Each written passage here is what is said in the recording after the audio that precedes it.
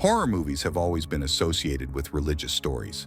But what if I told you about the story of the devil's message starring the nun Maria and its villain being the devil? However, the strangest part of it lies in her relationship with the dark web. Today, we will talk about the mystery of the devil's message that lasted for 400 years. The story began in Italy with the birth of Isabella Thomas in 1645. She grew up in a royal family, learned and studied various languages like other royal girls. At the age of 15, she joined a convent and took the name Maria. According to the writings and accounts of the convent's prioress, Maria Cervisa, Maria was different from her peers as she heard voices in her head commanding her to distance herself from God and be disobedient. She claimed that sometimes she was possessed and that she would sometimes feel as if someone was controlling her. For the sin I'm about to commit. According to the convent's records, there was an incident that made everyone believe her. She was seen praying in front of the altar, but suddenly she froze and then started screaming, "Dear Lord, dear Lord." After a panic attack, they asked her what she was staring at. She replied that it was the devil himself, and he was preventing me from praying and whispering in my ear devilish thoughts. However, the main event of our story occurred on August 11th, 1676, when loud screams saying, "Dear Lord, help me," were heard from the nun Maria's room. When they entered her room, they were surprised to find her hands and face covered in ink and a letter nearby. When Maria regained consciousness, she said that this time, the devil had taken control of her, possessed her, and wrote this letter.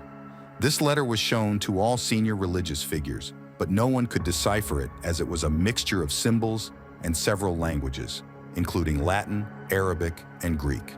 However, with advancements in science, nothing can't be solved. In 2017, the Ludum Science Center in Italy managed to decode 70% of the letter, not through their effort, but by using a program from the dark web, used by security and federal agencies to decode messages. The surprise lay in the content of the letter, as the only confirmed thing was its demonic nature, and it says, "Humans have created God. This system is of no benefit to anyone. God thinks he can free spirits. God, Jesus, and the Holy Spirit are dead now. Maybe Styx is the solution, for Styx means the river that separates between paradise and hell." Now let's talk about the truth of this story. Did the devil really write it?